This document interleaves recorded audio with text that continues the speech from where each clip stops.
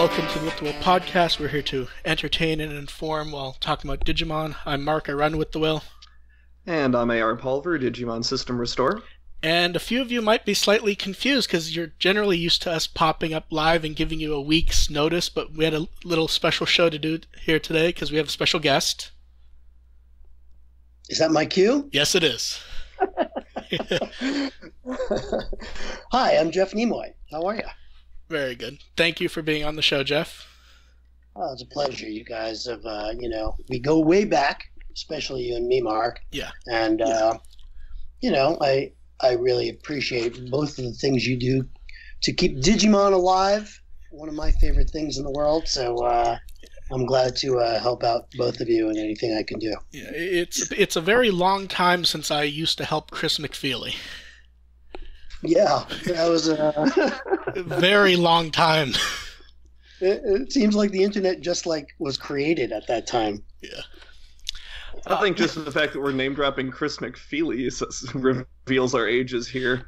Wait, is Chris McFeely a name drop? Is he that big? In this fandom, kind of. He's a name drop in the sense that he doesn't really pop up much because he's very busy doing all his fancy Transformer stuff. Chris McFeely would be like the old big fan that only the older fans remember or know. People be like, why do people keep mentioning Chris McFeely? McFeely is a name drop. Am I just like a cement block? Am I a cement cinder block that falls? Am I named in McFeely? I think. I hope. Well, I've talked to you more recently than I've talked to McFeely. Let's put it that way. So why don't we start by you explaining who you are, because there are a lot of younger fans or people who weren't on the internet who don't really get why everyone's like, hey, it's Jeff. Well, I think they should actually go out and read the Chris McFeely interviews. Yeah, I think I did them with him. That would explain a lot. Yeah, I didn't do interviews for a very long time because I wouldn't say I was misquoted in this magazine, but I was certainly taken out of context, and the writer decided to throw his first impression and opinion about me, and it made a lot of fans sort of hate me for some strange reason because he wrote that I was conceited and all these things and what have you. I was doing this interview that Fox Kids set up at the time. Anyway, but then when I decided to do an interview, I don't know how either Chris reached out to me or I reached out to you, or maybe Mark, you were the one who intervened. I don't know. In those days, it probably would have been Chris on his own, to be honest. Yeah. But anyway, I did a couple interviews with him to clear the air about any kind of mishap, and it was sort of my first sort of outreach to the fans, and it's been a love affair ever since, I gotta say. So I am Jeff Nimoy. I was season 1 and season 2 primary voice director, and I was part of a writing team with Bob Buchholz, who was my partner at the time in a place called Spliced Bread Productions. And we also wrote and directed Digimon the movie, as well as then I came back later on and I did Digimon Data Squad, which was season 5. So I was what they call the showrunner of seasons 1, 2, and 5. And I believe you started as an actor, then a writer, I did. Then I started as a voice actor, or on-camera actor as well, but mostly a voice actor. And I was working on Digimon as an actor before I was working on it as a writer or director. I think my first part was Izzy's dad. And then I took over Tentomon from Joshua Seth because he had too much stuff to do in the show. And I just went from there. I started writing and then directing, and then before you know it, I was the showrunner. It's kind of crazy. Yeah, and that seemed to happen relatively quickly to the point I don't think you were credited for most of that in season 1, were you? I think I was credited for what I did. I started writing around episode 14 or 16, somewhere around there. And when I started directing, a lot of it was done maybe even into the, definitely into the 20s, parts of episode 20 or something. Maybe as much as episode 23 was already recorded without me. And then I filled in the blanks. But I remember my first day of directing, I actually finished. There was like 1 or 2 small parts left in the first episode I wrote. Continent, something with Lost Continent in it. Departure for a New Continent? Maybe. with Whalemon. That was the first one. I think it was. Yeah, I think that was episode 14. 14, I think. Yeah. I think I got the right amount of credit. I think a lot of those boxes that they, put the VHS boxes might have already had the labels with Wendy Lee directing, so they probably left those. That's probably what I'm thinking of. Yeah. That's possible. But I think there's some season 1 stuff with my name on it, some boxes with my name on it. That's what it all boils down to for people in my profession: boxes with your name on it. It's okay. They're confirmed. We've confirmed that they're uncredited roles in Try. So even now, it's still happening. Yeah. There are people who think that you're the director for Try who kept sending us questions asking who cast members were. Well, that makes sense. Why would I ask you if I was the director? I'd know. Yeah. No, I wish I was the director of Try, though. It bothers me, I'll tell you. I don't like not being the director of Digimon as it's going on. It's a very uncomfortable feeling. I just did a session recently where I was talking to the director, and I was telling him, this makes me very uncomfortable. I got to tell you. I watched one of the one of the movies at Anime Expo in Los Angeles, and I didn't like the fact that I didn't direct this. Yeah, everyone really loves that panel that they recorded and included. Oh yeah, that's great. I didn't really realize they were recording it. Otherwise, I'd watch my mouth a little better. Nah, they bleeped you a bit, but I think everyone realized it was in good fun. Well, I'm from Brooklyn. I don't even know I'm doing it. So, you started with season 1, you continued with season 2, and you did the movie. And you said a few times the movie was a big deal to direct a movie. It was a very big deal, especially a movie that 20th Century Fox was releasing. It was, I believe, 1,800 screens, which is a very sizable movie. And nationwide, worldwide, really. So it was a big thrill to go in a movie theater, to pay a ticket and watch it with an audience. It was kind of crazy, that I wrote these jokes with Bob and we took his whole family to the movies one afternoon. And we were just like, we did this in the office, and now people were watching it here in a paid movie theater. It's freaky. Yeah, I watched it a number of times myself, and I assume AR probably did also. Yep. I had to do my reviews and stuff. and they kept giving me the cards as I walked in. Oh, yeah. Get your free pack of cards. And that was early, middle season 2, and then later in season 2, you and Saban parted ways.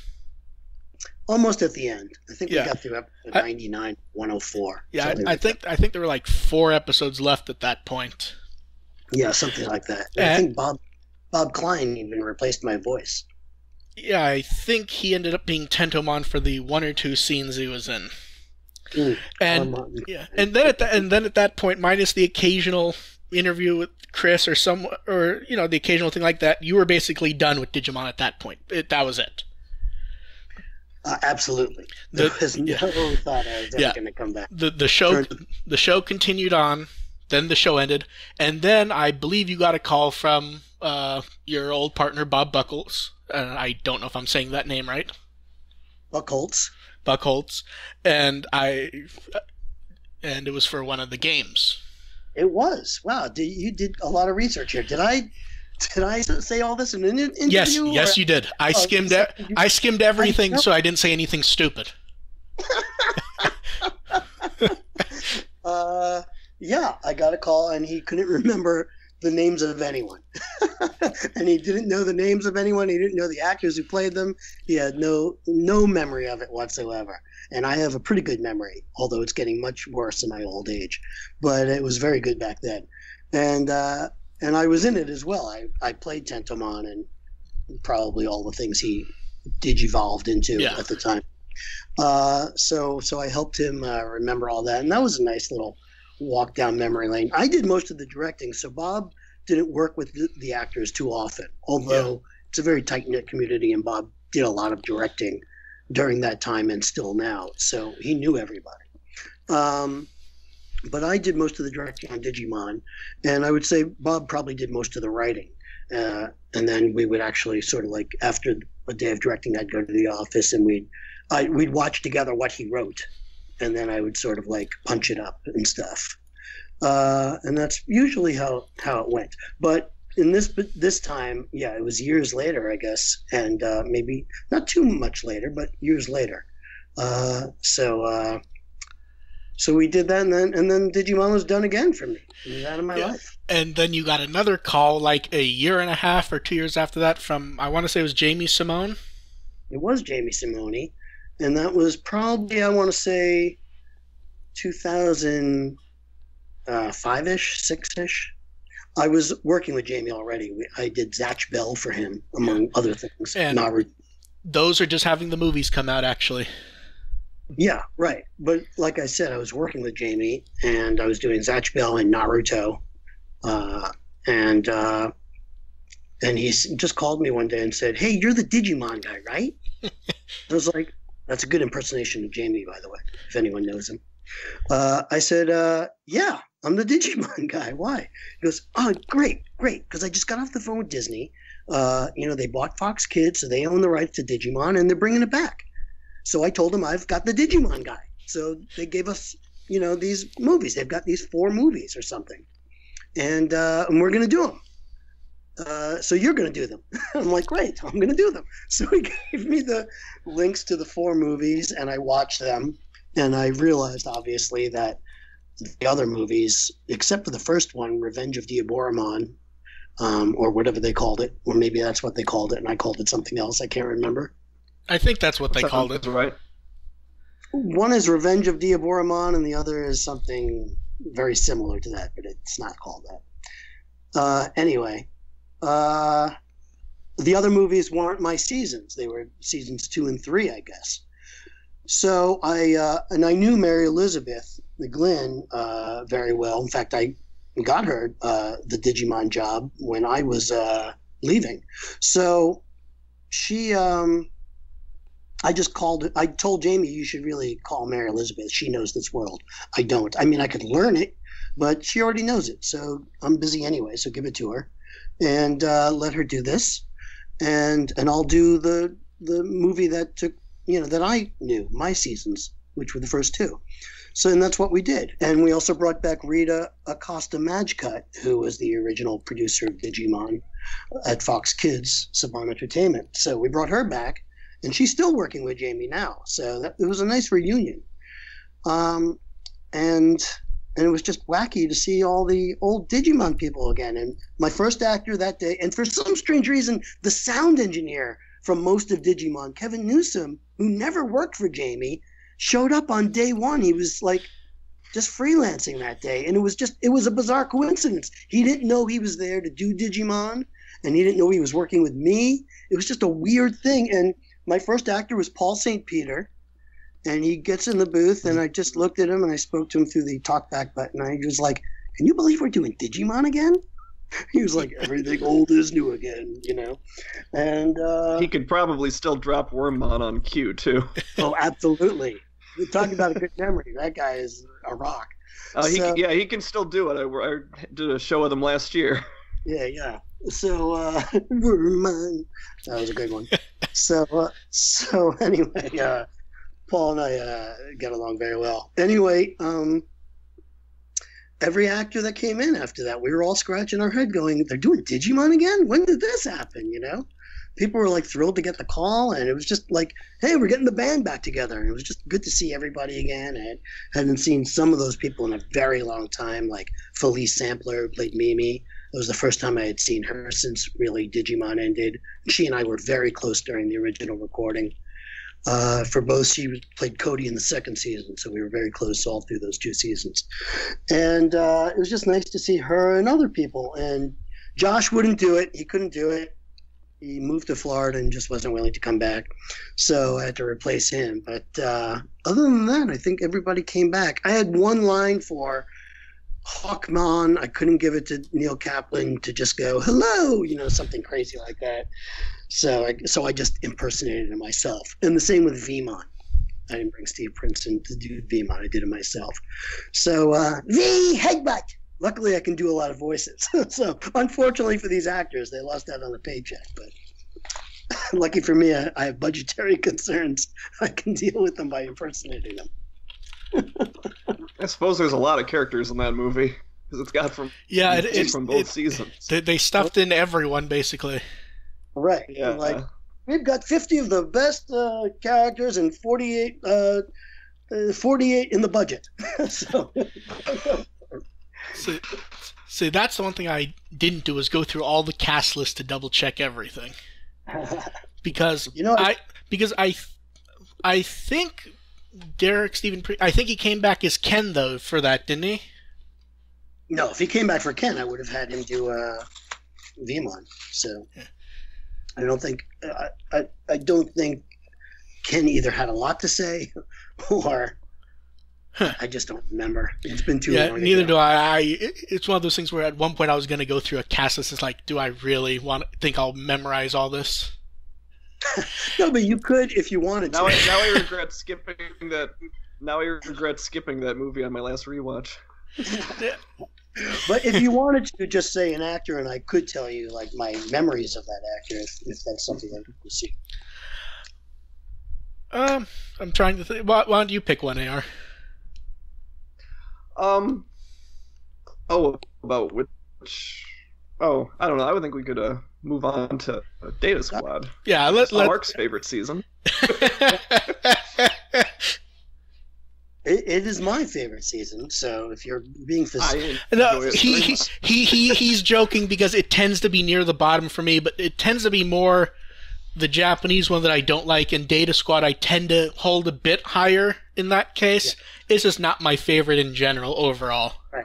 But knowing what you know now about what I busted out on with the Will, knowing what you know now about how I wrote production-wise, I have no issues. Right, it's just the whole general. It just doesn't quite mesh with me, the show overall, in any form that I've seen it. I get it. Well, it's a different season. Yeah. That all of Tri was based on. But okay. I'm not going to... Hey, that's especially true now. You had that theory about Tri even before you found out King Drazzle would be a part of Tri. That's right. Yeah, you and I talked about that at GeekCon. Yeah. Well, first let me just say let me talk about Data Squad because it really is my favorite, and I really am disheartened that not a lot of people know about it. But it was, brought to me that it was going to happen, and I couldn't really say anything about it. So I went on with the Will, and because the fans and I had such a relationship at that point, I thought, well, since they're the ones watching and they're the ones passionate and they're going to be in the chat rooms talking about it, let me get their opinion. And I went and I asked, if this were to happen, and I maybe was the writer, director, producer, who would you like to see in these roles? And for the most part, either I already thought of those people or it wasn't going to work, what they suggested, Yeah. But a few were right on the money. I was not thinking Jameson Price for Commander Sampson. I was thinking Richard Epcar. But when someone suggested Jameson, I was like, yes, of course, Jameson Price is perfect for this guy. And I thought he was. And some other roles went like that too. But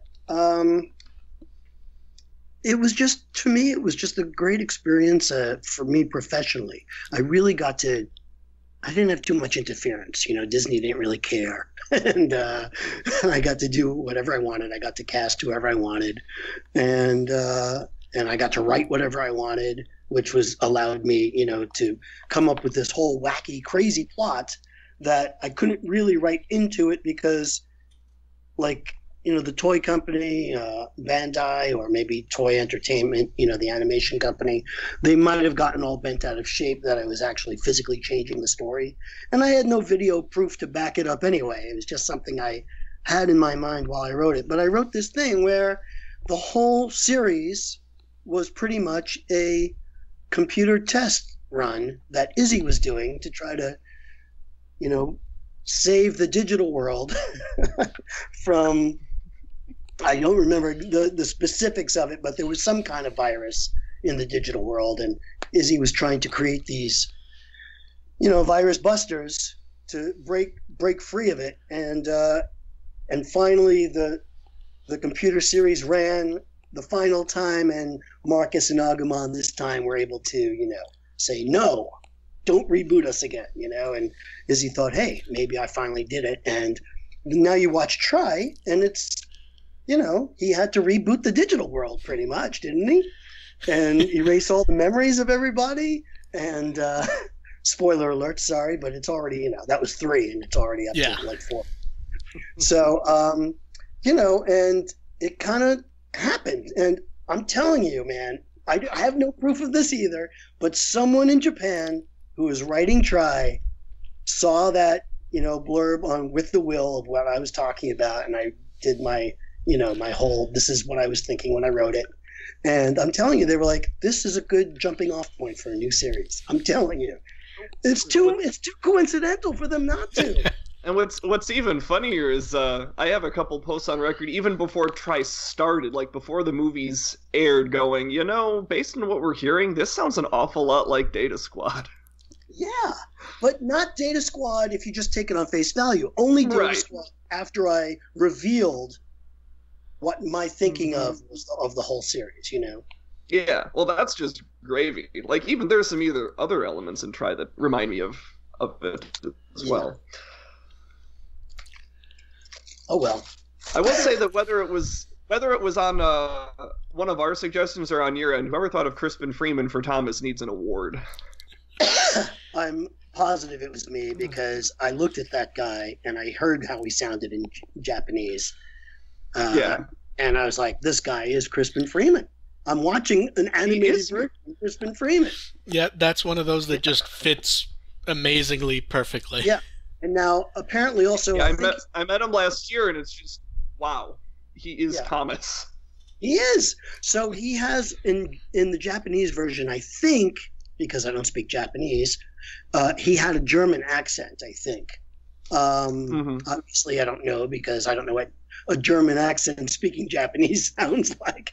Even if I hear it, I don't know. Oh, wow, that sounds German. No, I don't know. But well, he's part Austrian, so he should. Yeah, but I just decided he's this all-American hero type, prim and proper. He is Crispin Freeman. And funny enough, Quentin Flynn and I used to do a lot of conventions together. Quentin obviously played Damon, Marcus Damon, the lead. And, and we'd go on the tour together pretty much to these conventions with Crispin. And not everyone, but we'd be at a lot together. And they just didn't get along in that way. Like, they liked each other and they respected each other, but they butted heads a little bit. And I'm like, this is such perfect casting because these guys, Marcus and Thomas, butt heads, but they respect each other.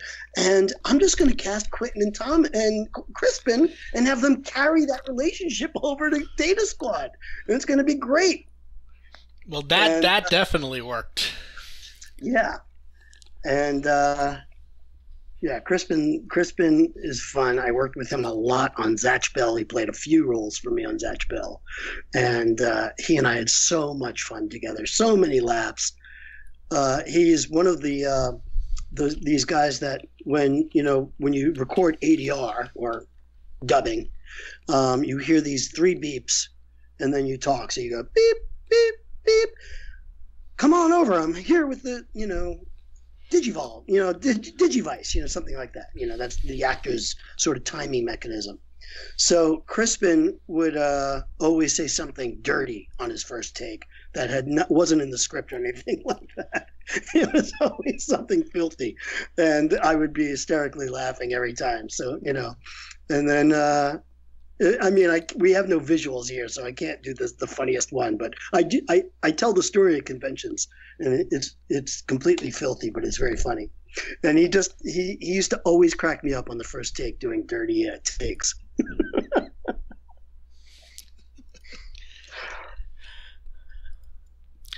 and then it kind of ended again. And it feels like you had an up and down with everything. Well, it ended very well then. Yeah. I don't know why.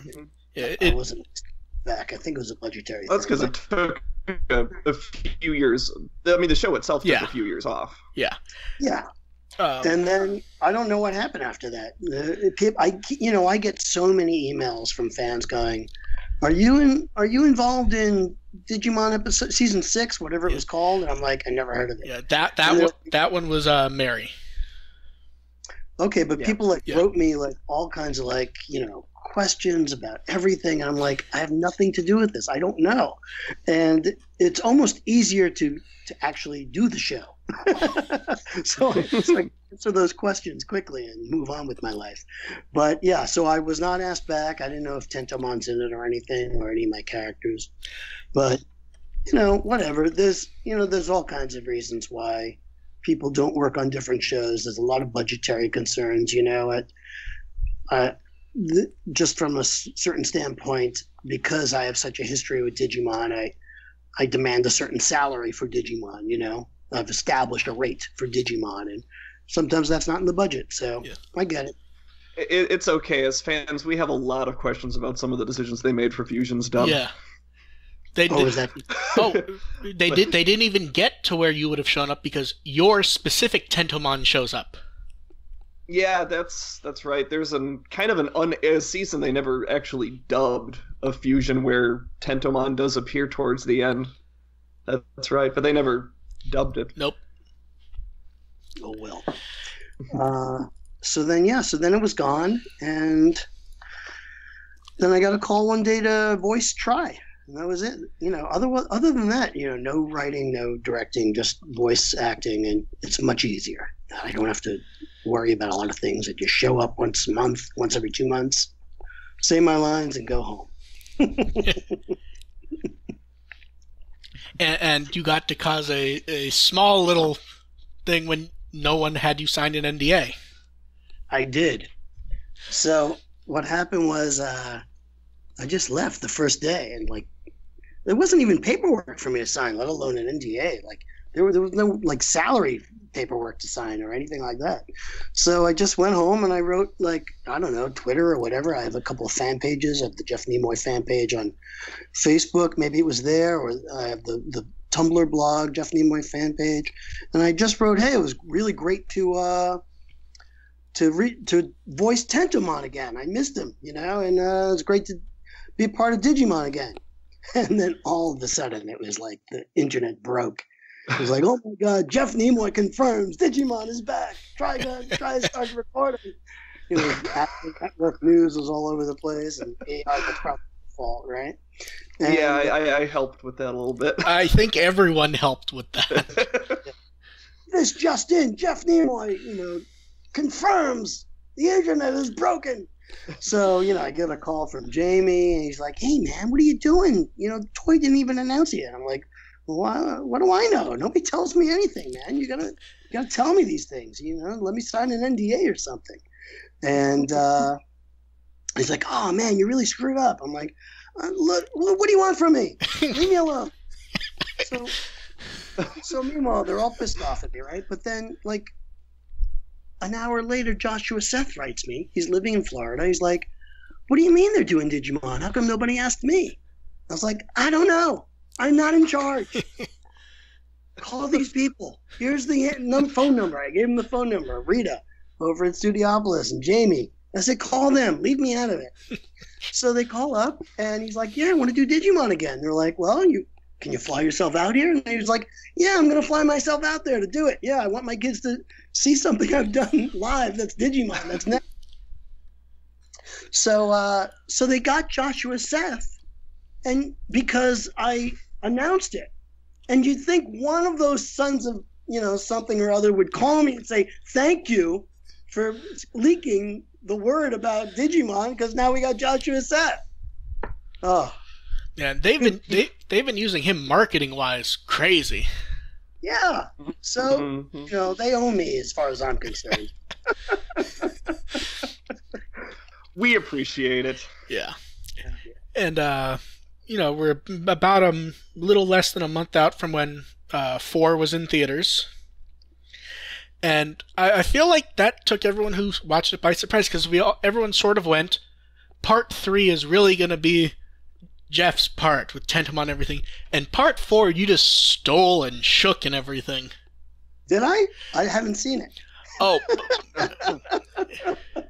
Yeah, Jedi was something in that movie.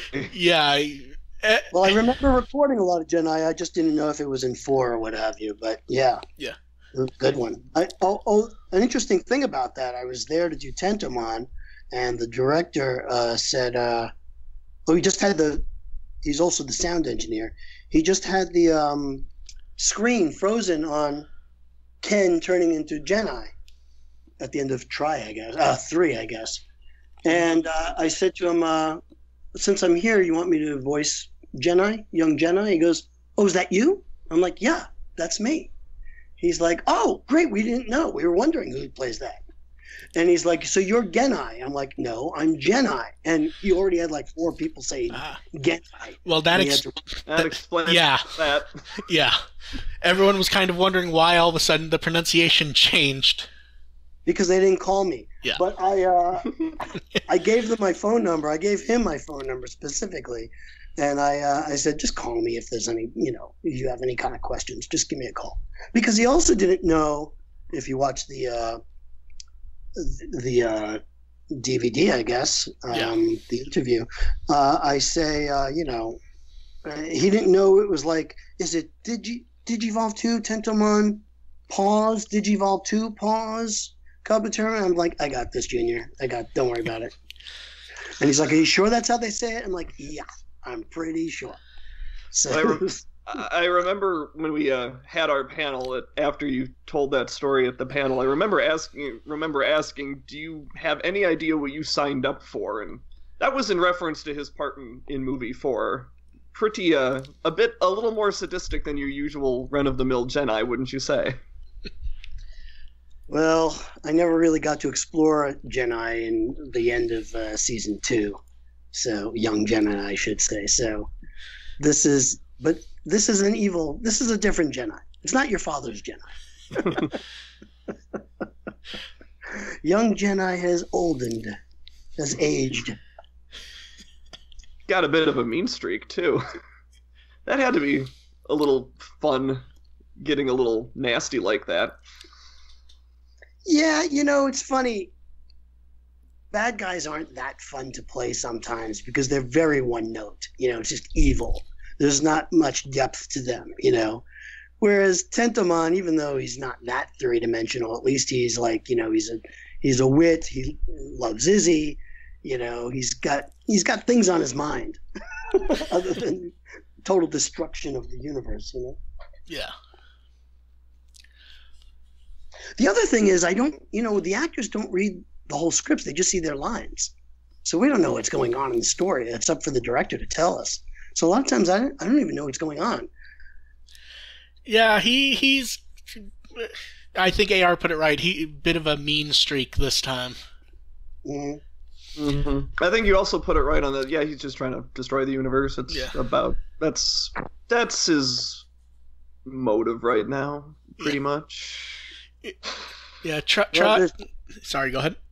There's more coming. That's all I can say. Mm-hmm. This time I did sign an NDA, so I can't really tell you. Yeah, I was wondering about that. You said you were doing work recently. I assume that would be the last part, probably. Oh, those lawyers got on me so fast after that. Everybody had to sign an NDA. They had to give blood samples before recording after that. Yeah, I can't imagine they'd make that mistake again. Yeah. I mean, especially since movie 6 isn't even out in Japan yet, so definitely cannot talk about anything in that regard. Yeah, we found the perfect time to schedule you right after 4 and before the whole deluge of its ending stuff starts, and right around the same time as when 5 comes out here in theaters. But you've seen the Japanese versions, haven't you? 5. Japanese for movie 6 isn't 5. out yet. Oh, okay. Yeah, 6 hasn't even fully ramped up marketing yet, and when it does that, random people will see me ranting on Twitter about having to do work. But yeah, that ramps up soon, and it's out in May, literally days away from when 5's in theaters out here. Now, are they in theaters for a day? Or a day. Yeah, one day. They do it through Fathom, so they basically do one screening at various theaters with extras and without a bunch of trailers before it, which is very nice. Well, that's nice. Yeah. And then in September is part 6. What about the Anaconda? What's her name? Yeah, she's gone. Everyone's they don't have a 20-minute Angela Anaconda. No, only when we pull out the old DVDs for the old movie. Oh boy! Well, that was a surprise when I went to see Digimon. Yeah, for a lot of us, I bet. Yeah, why don't you explain? Why don't you explain that? Because I don't think many people understand, and you've gone over that before. But for those who don't know, well, there's the movie Digimon the movie. When it was released in theaters, it came with this trailer, this extended trailer of. It was not even a trailer. It's a short film. That's the only way to describe it. A short film that preceded Digimon of Angela Anaconda, which was a TV show on Fox Kids back then, and her friends going to the theater to see Digimon. And it just went on and on and on. I swear the thing was like 20 minutes long. And at one point I thought, am I in the wrong theater? Did I come to see the Angela Anaconda movie instead of Digimon? But it just kept going, and they made me, like, when I was making the movie, they wanted to add some time to the movie to get it, over whatever the magic number is for a kids movie in theaters. But then when they added the Angela Anaconda thing, we were like 20 minutes over. I'm like, I never had to add that other stuff, that crap you made me add. It would have been much better with just my movie and Angela Anaconda. See, I can be very blunt right now because those companies don't exist anymore, and the people who own the rights back, they can't hire. You can also be blunt considering the crap you're referring to, and Angela Anaconda, not my favorites. Yeah, I remember hating Angela Anaconda as a kid, so seeing that in front of the movie, I did not appreciate. I remember getting a VHS tape of the third Japanese Digimon film in Japanese and watching it, and then waking up 3 hours later and wondering what the hell happened. As Chaim Saban once said to me, he said, I watched that third movie last night. It took me a week to watch it last night. Yep. Yeah, yep. That's the best review of it that I could imagine, to be honest. I watched it again last year in Japanese. It takes just as long to get through. I go out of my way to not rewatch that one whenever possible. And I wanted to leave it completely out of the movie, but I was told I could not. So it's just, I think as a standalone, if it was done on its own, it probably could have been done justice. Well, Saban, I suggested we either do a DVD release of that, or a TV. Like they ended up doing with movie 4. Yeah. I mean, Saban loved direct-to-video stuff back then. They did it with random episodes of Power Rangers. Yeah. Well, what are you gonna do? Yeah. No one listens to me. Well, maybe they'll listen to you if you come back for the next Digimon series. Well, as a voice actor, I'm sure I will, but I don't know about director or writer. Is there another one after Try? Yeah, Atmon. Yeah, Atmon. That's the one I showed you the trailer for at that panel. Yeah. All right. Well, as I always say, if asked, I will serve. Yep. No Tentomon in that one, though. The only character who anyone... Oh, no! Where am I? Disney, help me! And I think we should move on to questions that we got a few questions sent in from people. Our third co-host, May, couldn't be here because of the time difference because she's in Australia. Yeah. So she says. Well, being that she lives there, I think we can go ahead and say she probably is for now. G'day, May. How are you? She thought up a standby question in case she didn't think of a better one, which we have here, and this question is probably the most pure May question that me or AR could imagine. Mimi is best girl, but why do you think Mimi is best girl? Well, she says Mimi is best girl as a fact. Yes. That's what she said. Yes. Right. Well, I don't. So if I disagree with that, how can I say why I think Mimi is best girl? I would tell her why you think Mimi is not best girl. It's not anything against Mimi. It's not you. It's me. It's not that she's doing anything to not make herself best girl. I just think Sora has done more to make her best girl. I just like Sora more. I'm in love with Sora's voice. I think that's the best answer May could have hoped for. That's why you keep casting that voice over and over again. Yeah, when you cast Colleen O'Shaughnessy in Data Squad, it almost took everyone aback because she hadn't had a second role in Digimon up to that point. When she came and she said, "Who is this girl?" I said, "She's Sora." And she goes, "Okay, great." That was it. And then they sort of did that again in Fusion. Yeah, and she said she's always wanted to do a Digimon, one of the monsters. And she's never gotten a chance because she keeps getting cast as the human kids. Okay. Her voice is too good not to play a human. I'm sorry. And then we have one from Agu Champ. Mr. Jeff Nimoy, has there ever been a role you didn't enjoy playing for whatever reason? Yes, I've told this story many times. Yeah. You probably know it already. Yeah. We know what's coming, but he clearly doesn't. It's Cherrymon, that son of a bitch, Cherrymon. I hated Cherrymon. So I just hated. I was doing as a joke one day in the studio. He said, "It looks like The Godfather." Hello, I'm Cherrymon. I started doing a Marlon Brando impersonation. I grow cherries from my branches, and then, the producer Terry O'Malley was like laughing, and she goes, "That's it, that's the voice, you should do that voice for him." I'm like, "No." She goes, no, I want you to do that voice for him, just like that. And then I found out he had like so much dialogue and he was talking way too fast for that character. And I was like, oh, I'm so miserable. This is the worst voice for this character. And then when I found out he was in Data Squad, the first thing I did was recast Cherrymon. Yeah, that's one. In fact, I believe everyone requested you play Cherrymon specifically because they remembered the old interviews of saying you didn't like him. Didn't like is too light. Harsh. I despised him. Yeah. Okay. Apparently, we want Jeff to suffer more. And then from Nikki, and this actually meshes in well with the prior question. Which characters are the most natural and easiest for you to voice, and who's your favorite that you don't voice? That's a good one. So the most natural is Jedi because it's closer to my own voice. Now, of all my career, some of you know that I did Wolfwood in Trigun. Yes. And that was really my voice, straight up my voice, which, so that's the easiest character I ever played in terms of that. But for Digimon purposes, it was that. In the movie, of course, I had like a bunch of little different roles. I played a truck driver who was asleep while driving, something like that.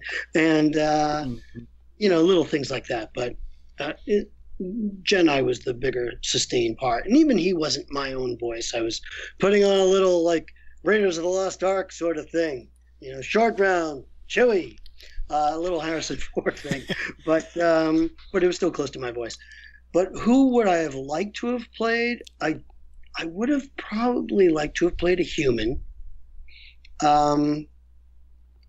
Probably Davis, probably. But it's hard to say because I loved Brian Donovan in that movie, in that show, and he's one of my close friends today. In fact, Brian Donovan is going to be in a live action movie I'm directing. It's him, myself, Lex Lang, a few other people that you might know, and we're shooting it at GeekCon AR. I think I might have mentioned it to you. Yeah. So we're shooting. So Lucas will try to swing down to hang out with you or something. Yeah. We'll have to get food. We'll go out for drinks or something. Maybe not with Lucas. I won't have the time, but yeah, not.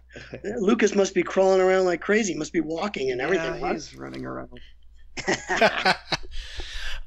Um, Thankfully, he went to bed on time today. but anyway, Davis was just so much fun, you know. I actually auditioned for Matt, but Matt was like a brooding sort of, you know, tortured artist soul. And I wouldn't have liked Matt. I think definitely Davis. You know, a little dumb, but he doesn't know he's dumb, so he's into it, you know. You know, yeah. Since you mentioned Davis, I feel like a number of people are still kind of misunderstand why he had so many funny lines. It's because everyone liked him. Look, sometimes you have to be funny in a TV show, and exactly the character, whether he was funny or not in Japanese, I wasn't making a Japanese show. I hate to disappoint he was reasonably goofy in Japanese, to be honest. Okay, but you know, he looked all American, and he looked like, you know, a skateboarding, you know, snowboarding dude, and I just had him that way, and he always had a sort of goofy look on him, and he always seemed to like pump his chest up full of pride until Kari popped a pin in his balloon and he came, you know, crashing down with his shoulders, you know. So, you know, you gotta take advantage of the funny when you get it. Yeah. This one's gonna be short because you kind of went over it earlier. Jackie wants to know: have you seen or heard anything from the shows you didn't work on to the point that you have any sort of opinion on them beyond that you didn't work on them? Yeah, that's a good question, Jackie. So, a little bit of I heard before I actually left the show. I heard season 3 as I was winding down my time at Fox Kids. Someone, I think it was Terry, already told me next year they're doing it a whole new cast, whole new thing, and the whole thing was a TV show. And I was like, what? How Bob Newhart of them, you know? And yeah, the whole thing was a dream sort of thing. It wasn't a dream, it was a TV show. And I thought, well, I'm kind of glad I'm leaving then, because I'm not sure I want to, you know, perpetuate that. But regardless, when I did take over Digimon Season 5, Data Squad, I threw an homage into that, whereas the whole thing's this computer program, you know? Just like on that, Seasons 1 and 2 were all a TV show, if you're looking at it from the standpoint of Season 3. If you're looking at it from my standpoint, all of Season 5 is a computer program. So I did throw a little homage to them in there. I wanted to, even though I had nothing to do with it, I wanted to honor the Digimon universe by bringing in something that tied it in together. And Season 4, is that Frontiers Season 4? Yeah. I really have no knowledge whatsoever of that. I don't know what's going on. We'll figure out a way to tie in Season 4. We'll take care of that one. Okay. It's all a big tapestry. Let's see, then we just have a few left. Ian wanted to know, did you know ahead of time that Derek Stephen Prince was going to crash that Anime Expo panel and ask about Ken? It's very funny, you know, I just ran into him at an audition, and I didn't know, I didn't know he crashed.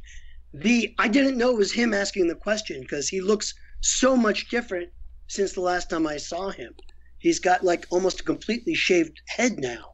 And I don't think he was wearing glasses. And when I knew him, he had hair and was wearing glasses. So I didn't know it was him asking the question about will Ken return. So I didn't take it like the question. I'm like, I don't know, guy in the audience. I didn't know it was him. I was just like answering the question like, I don't know. And Josh kept saying, Jeff knows. He was teasing me because he was pretending I was the writing director. You know, so if anyone had any trouble with the story, they can blame me.